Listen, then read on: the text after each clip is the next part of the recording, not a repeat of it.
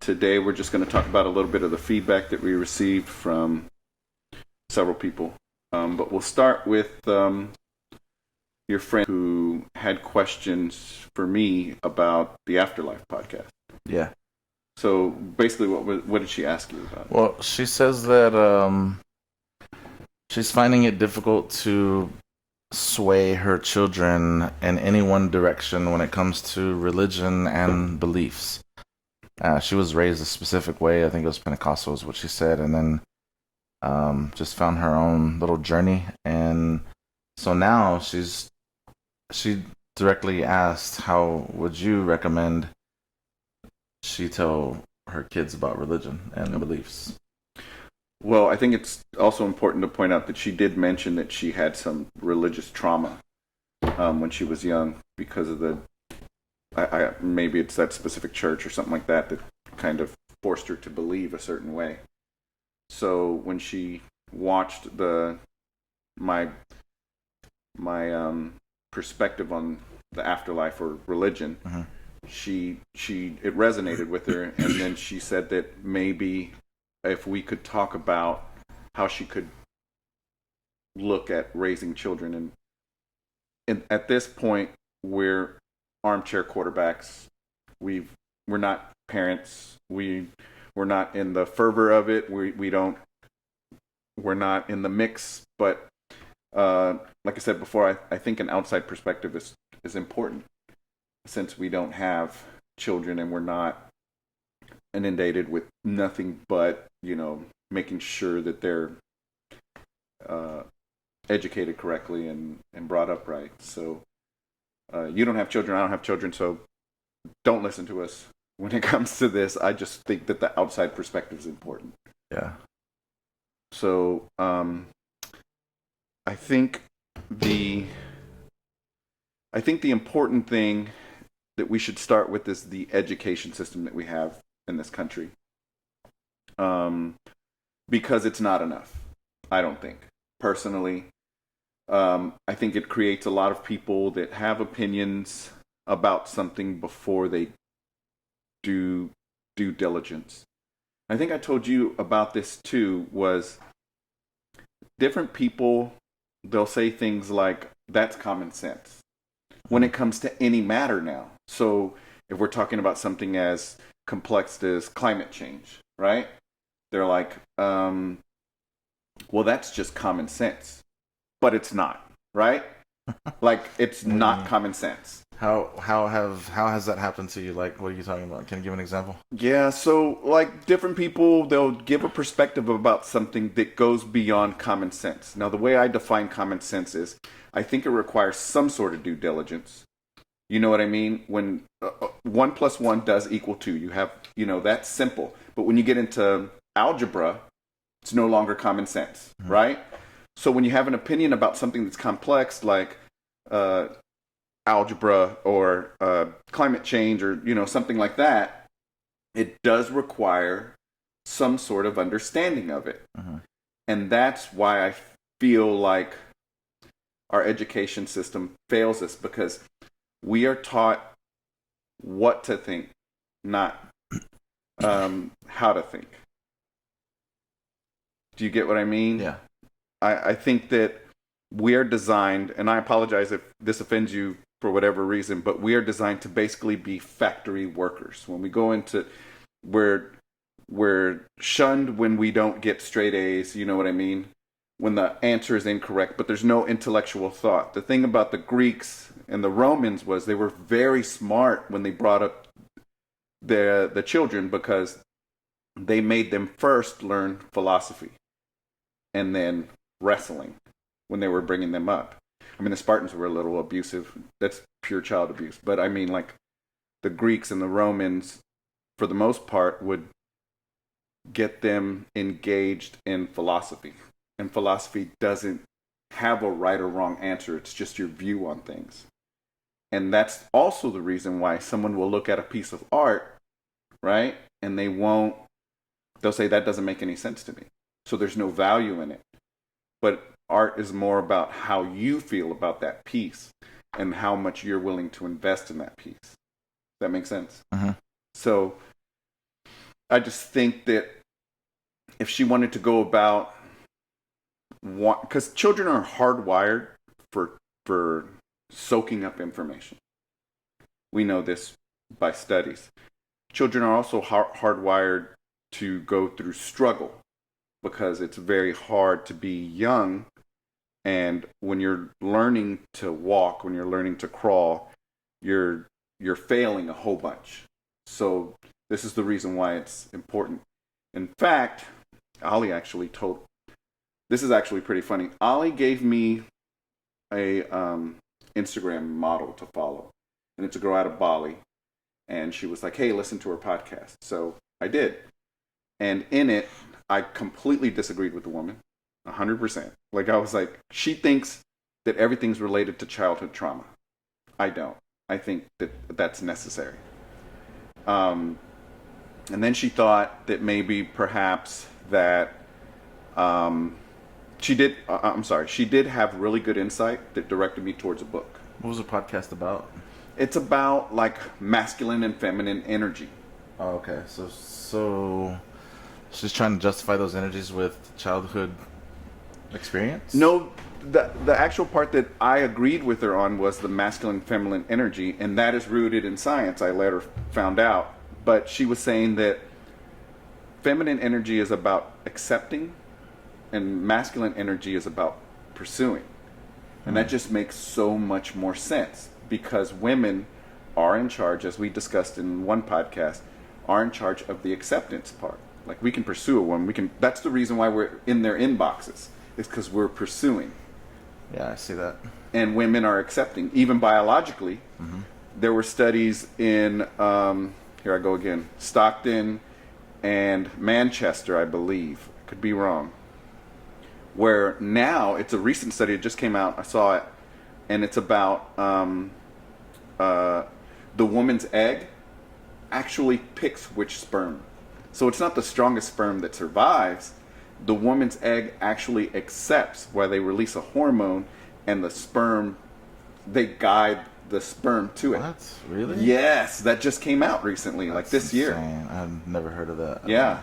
So this talks, and this is the reason why I became really intrigued by it, because it talks about the masculine, feminine energy that's involved, and femininity. I can't even say that fucking word. Femininity is about acceptance. Yeah. So she talks about that's interesting. There's a doctor though. So in her podcast, just real briefly, she said that there's a doctor by the name of Brené Brown, and I'll post a link to the bottom of it so you guys can see it. And this woman talks about the power of vulnerability. I bought her book. The moment I saw her, she did a TED Talk.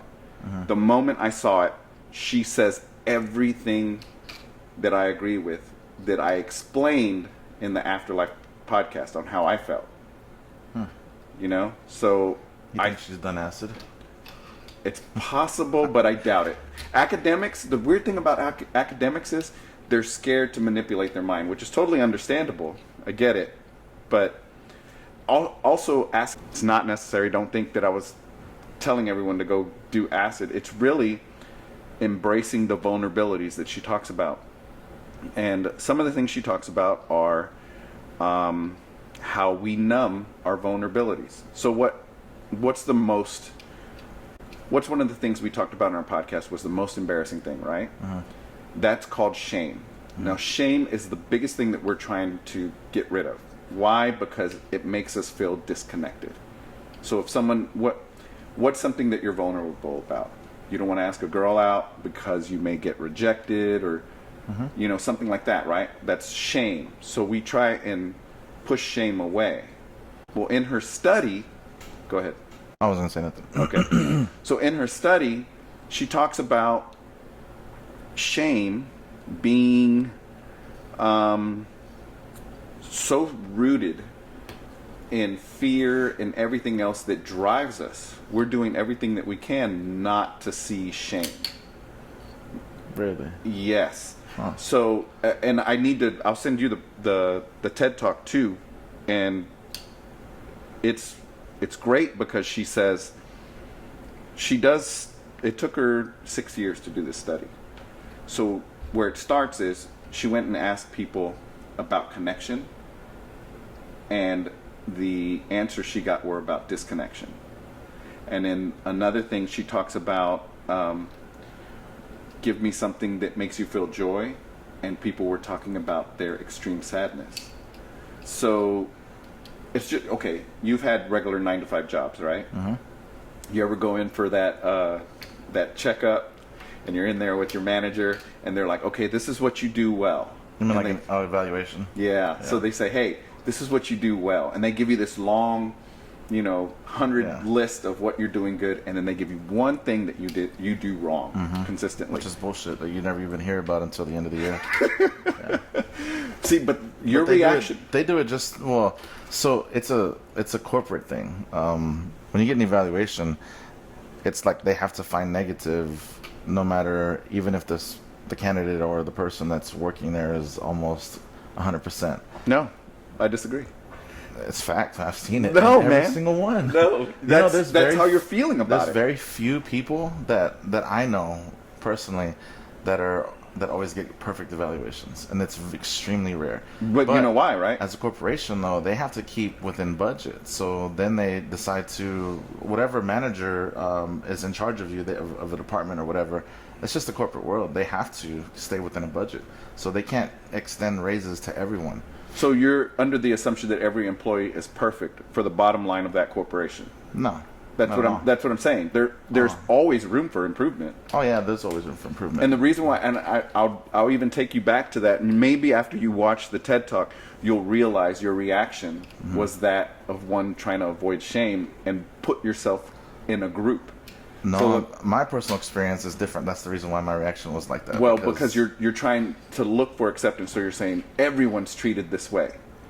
a big part of it. Okay, I've see what even I'm heard saying? people say that are in charge, that are directors, that are ex-directors for certain companies or retired, have actually said that that's part of what they're supposed to do as a manager, as a They're department supposed manager. to find fault. They're supposed to find flaws. Yeah, in of course. That gets the machine But working. even though these flaws, they've never even been addressed ever the whole season, the whole year, or whatever that they're working. Like No, they're- it's done on evaluation.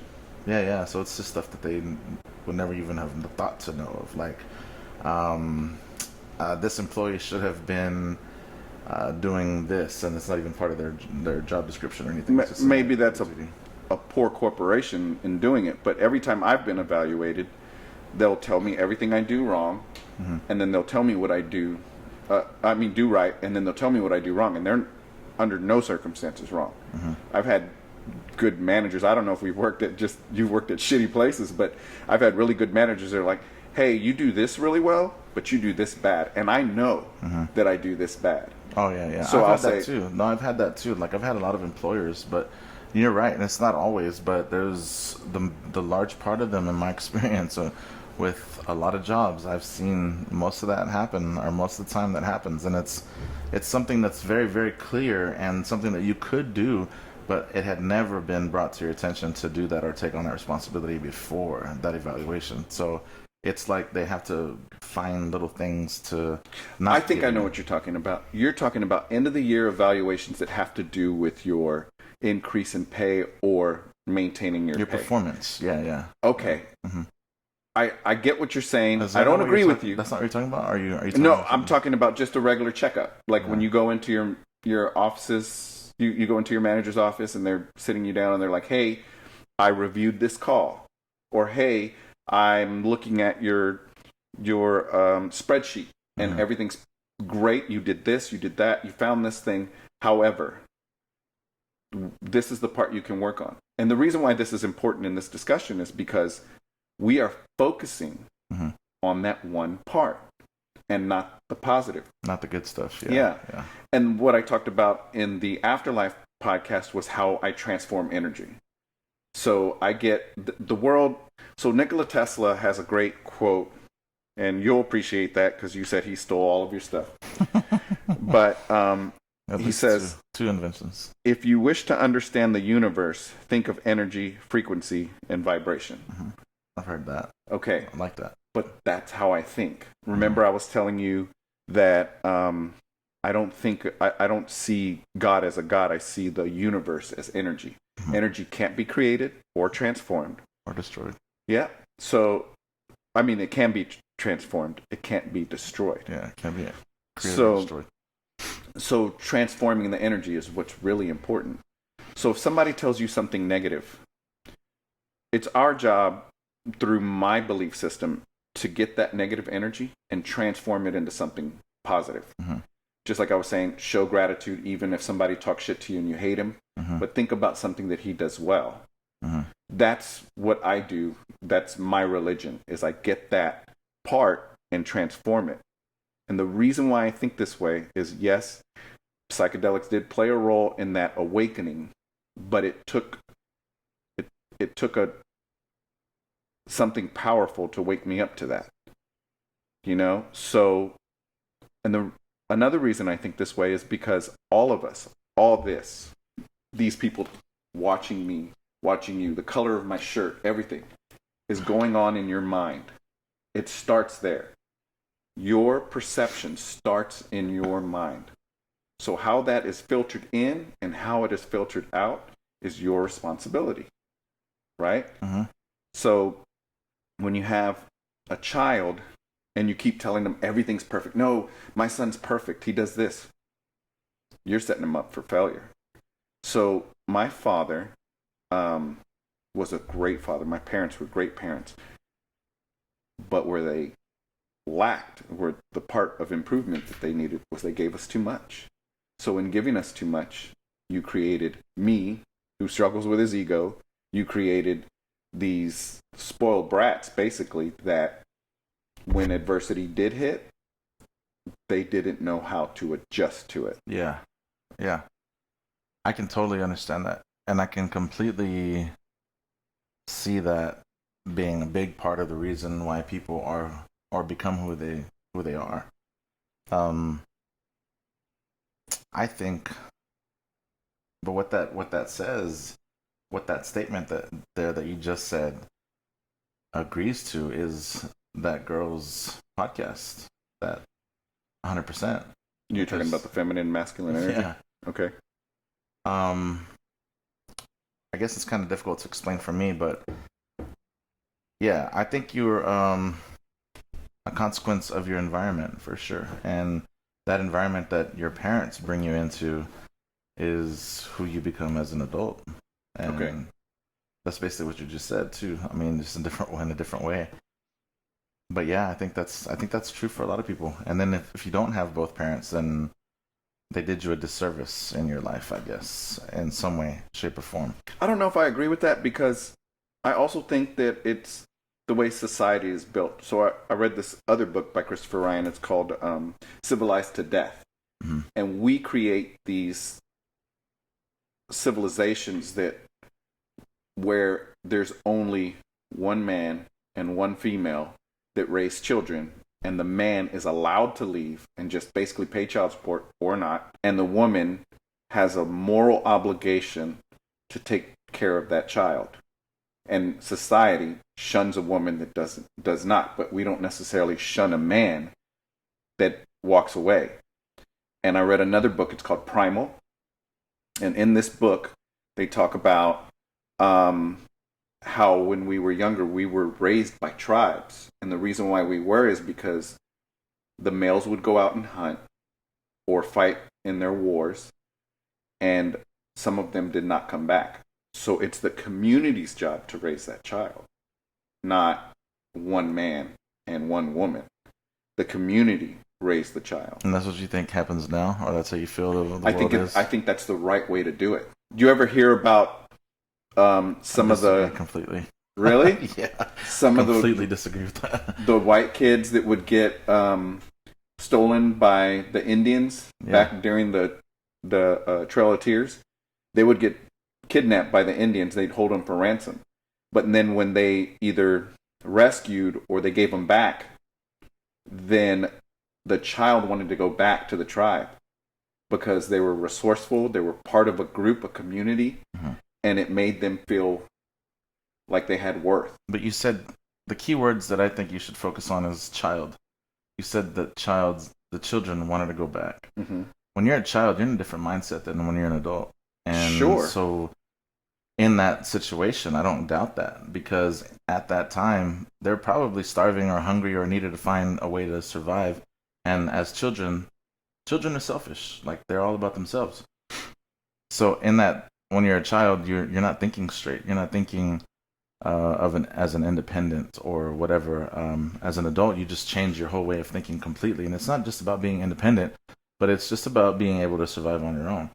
At that point, it might be easier. You might have a different mindset. So whenever you're Thing a I was child, going to it's mention. different. Thing I was going to mention happened to more adults than it did children. Really? Yes. Wow. Because they found a sense of community. This is the way that we are supposed to be. We are So you're primates. but you're saying no, but yeah, you were talking about like raising children first, and now we're talking about how we're supposed to be as people, and I agree with that 100%. Like, we should be as a community together, but this day and age, you can't allow a community to raise your children for you, or We don't have that luxury because we built this prison system around us. Mhm. We built this society around us. Where in some of us, our natural inclination is not to resist against government and everything else, because this is a bigger establishment that's trying to put their laws on us, and we're like, whoa, if I don't have freedoms, and then why am I alive? Why is there no value in my life? I have to march to your drum when most of us don't. You know what I mean? We're outside thinkers. And in that book, Civilized to Death, he talks about how crazy it is that we built where we lock people up and we don't, expect them to rehabilitate. We just lock them up and put them away forever because they don't follow our rules. Mm-hmm. Like marijuana being illegal. Nobody's ever died of marijuana, an overdose. That's kind of crazy that we have those laws. We have really stupid laws. No, I agree with you 100%. I feel like it still doesn't bring a clear or vivid answer to the question. It's because, to be honest with you, none of it has been really based on how do we handle if we had children. How do you push your beliefs or any set of beliefs, or sway, or maybe not sway, maybe sway is not the word, but introduce or allow your children to believe a certain way. Like, how do you even influence that or even direct that? If you had your own child, like if there was a Mike Guadarrama Jr., the third, right? Mm-hmm. Or your third? The very first. You're the first. Okay, so if there's a junior, Okay. then how would you? He's about to be 15 years old, and he's asking you about God. What are you going to tell him? How would you handle that? The first thing I would do is what I mentioned earlier is two things. One, I would teach him how to think, not what to think. And I do that through philosophy. And I saw when I said that to you, it went completely over your head. Because how many books on philosophy have you read? Have you read Plato's zero. Republic? Have you read? Okay. That's not my strong subject at all. Okay. And I might do something for you. I'm not sure. But that's the first thing I would do. The second thing I would do is expose him to the literature of several different beliefs around the world. Not just one. Because I need to know how the child thinks after he makes up his own mind, and then which one resonates with him. And maybe none of them do. You know what I mean? Maybe he's like, hey, Dad, I have this unique idea that does this and that. And speaking of vulnerability, it's you probably don't know this about me, but I write poetry. When I get inspired to write poetry, I write it. And I'll read something to you that I wrote while you were there. So you had no idea that you were there. And when I want you to think of what it means to you. Okay? So I'm going to do that. It's fucking embarrassing, but I'm going to do it. Because I only share my poetry with certain people. Mm-hmm. You're about to put it on the internet. Yeah, I'm about to put it on the internet. I do this in private because I don't like people to judge it. I just I just put it out there because that's how I feel. Oh, well, we're definitely judged, Mike. Oh, I know. I know. I mean, and this new podcast is coming out tonight, I think, or we said it was midnight. Is it coming out at Yeah, it midnight? comes out midnight. So this one that's gonna be released, it sounds like I'm gonna be judged, but we'll see what happens. I'm not worried about it too much. So. All right. So what I'm going to do is I'm going to read this to you, and I want you to think of, it's short, what does it mean to you?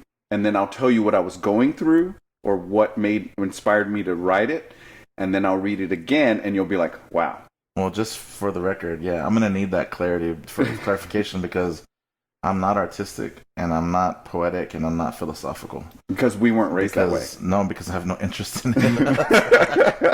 I've been introduced to the subjects and I've heard of Friedrich Nietzsche and all these, and I read like 3 pages of one of his books and you were done. This is done. Okay. Yeah. Ollie's the same way. I have to explain it, but this type of art is more about what it means to you, not what it meant to me as the author. Okay. Most artists will not say, most artists will not say it means this because it kind of ruins what it's supposed to mean to you. I got you. But I'm going to do it. I'm going to sacrifice this one because you were there. I was present. You were present there. You were here when this happened. All right. I'm going to skip the what it's called because it gives it away. So, to much of my delight, I allowed the test of sight to envision sorrow in light, yet tell the will of might. As we sat and watched in awe, light explodes, but then I saw sadness drop into the fall, and its will brittle and raw. And to those that never dance the sky, I speak of those that never fly, abyss between tears and a cry, tattered souls never live, yet somehow die. In zeal we sparked the fray, but much to our dismay, the spark had went away, left the heavens stained in gray. And in the end I found, the scream without a sound can be dry, yet somehow drowned, to misery and death its eternity bound. You want to know what it means to me? Yeah. What did you get out of that? I think that the fireworks on 4th of July at your property reminded you of something when it comes to life and death. And I think that because I think what it was maybe the fireworks display, that it kind of inspired you to think of like to kind of use that as life and death. Like that's really good. So that's exactly what it was. The name of I titled it Fireworks. And that's exactly what it was. However, I had a meeting with some of our employees, and there was one particular employee that we struggle with to motivate. And he was he's one of those guys that has so much talent. You ever know, like, boxers or name your favorite football player, but he was just an ultimate fuck up. He had the talent, everything, but he just really didn't have the will to push it forward and could have been great. Okay, so that's what I was going through. And in it, I saw a dud of a firework.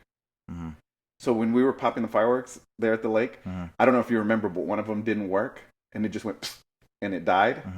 And I thought to myself, wow, that's the coworker. That's the coworker. That's the dude. That's because funny, dude. That's your fucking shit's funny. That art, your poems are funny, or literature, or whatever you call it. I don't know shit about that. Because that's funny. He has so much potential. It's not embarrassing though. You should fucking share more of that. No, hell no, man. I have like so much of it that I do, but I'm gonna read it paragraph by paragraph so you can see the difference in two. So, to much of my delight, I allowed the test of sight to envision sorrow in light, yet tell the will of might. So, tell the will of might is him. As we sat and watched in awe, this is the fireworks, but this is also someone's talent. Light explodes, but then I saw sadness drop into the fall. So that's the firework that dropped, and this is someone's talent that just, he doesn't hit his potential. And its will, brittle and raw. Can't believe I wrote that and I can't even say it. So he had no will, Mhm. and neither did the firework that shot it dead. And to those that never dance the sky, I speak of those that never fly. So that could be the firework or the person. Um, abyss between tears and a cry. Tattered souls never live, yet somehow die. Does that get you? Tattered souls never live, yet somehow die. No, I have no idea what that means. That guy has a potential. Never lived it. Never lived up to his potential. Yep. Yeah. But he dies. Yeah. You know what I mean? In zeal, we sparked the fray, but much to our dismay, the spark had went away, left the heavens stained in gray. So in the fireworks, Mhm. it just popped and it died, but it left it gray. In someone that has potential, Mhm. we anticipated the greatness. rush, the greatness, didn't get it, you know. Yeah. And then it says, in the end, I found the scream without a sound, yet can be dry, yet somehow drown. To misery and death, it's eternity bound. So this is someone with talent Mhm. that just doesn't make it. And that's what I was describing. So I was there at the lake, I was flip-flopping. I was going, hey, let me write about this. And we were sitting on the curb. I think you remember we were drinking and Mhm. we had 2 rows of people. And I was just typing this up for ideas. And then when I came home, I put it all together. So the reason why this is important is because it allows you to think independently than for me to tell you what it means. Mhm. And You mean art in general, or you just... art in general? Yeah. I think it's important in poetry when you raise a child to have them think independently rather than tell them this is what that means. So This is right and wrong. Yeah, I think I know what you're talking about. So there's like a meme, and I don't remember the wording. You love memes. Murder it. Yeah. I saw this on Facebook. It was years ago, actually. I think probably like back in 2013 or 14 or something. But I remember it saying something like, a good teacher will always show you the door, but not walk you through it, or something like that. Something to that effect. Mhm. Yeah. Which I believe is awesome. It's true. Like I don't want to be told what to look for. I want to be shown the way to find it. You know? Yeah, what I but mean? that's poetry in the Yeah. form of a meme. Mhm. But that's literature. It's poetry. It's Which is the same thing as what you're saying now. Like you're the way that you would, if you had a junior, little Michael running around, you would you would show him how to look, not what to look at. that's right. Yeah, and It's- so actually the situation, it's got to be the same, right? It's the same for everybody. I mean, like I said, I'm not a parent. I'm never going to tell anybody this is what you need to do as a parent. Mhm. But if I were a parent, this is how, with my belief system, this is how I would approach it. Yeah. Yeah, and I fell in love with that meme right away. That's why I almost memorized it. And I don't store information like that. That's just how my brain works. Yeah. So I- for me, unless it's important to me, right, I think it's pretty good. Yeah, I think you still value poetry, and I'm actually really impressed that you picked up It Was Fireworks. And I don't know if I gave too much away because I said you were present, Mhm. and maybe you, but I think you would have No, picked I it had up no anyway. idea. I have no idea. I had no idea what you were talking about, to be honest with you. It was like I was present. And I was like, okay, so I don't know. But then the way that you said that some of it was like gray and didn't live up to potential, hmm yeah, it sounded just like it would be the 4th of July. The fireworks. Yeah, the Yeah. fireworks. Lighting up the sky, things like that. So I'm actually glad you picked up on it because you are, and when you and I have discussions, you're an overthinker, Mhm. which has its drawbacks in it, but it definitely it's depth. Mhm. So I'm really happy that you were able to pick up on the meaning of something, and you said you hated poetry, but you're actually Yeah. not bad at it. Yeah. No, I just don't prefer to read about it or read poems. You really should. You really should. Plato's Republic. It's I think because you're an overthinker, you should read Plato's Republic. I'm an extreme overthinker. And it doesn't seem like it because a lot of the shit that I say is just face value. But there's so much explanation in what I say and the reason why I feel the way that I feel. And I think that's a large part of why, if you notice, like if you debate me or try to debate me, I keep it very minimal. And the reason is because there's so much that I have to elaborate on that I don't even want to get into it. Like, it's just way too much. It would take a 30-minute conversation probably. Yeah. So Yeah.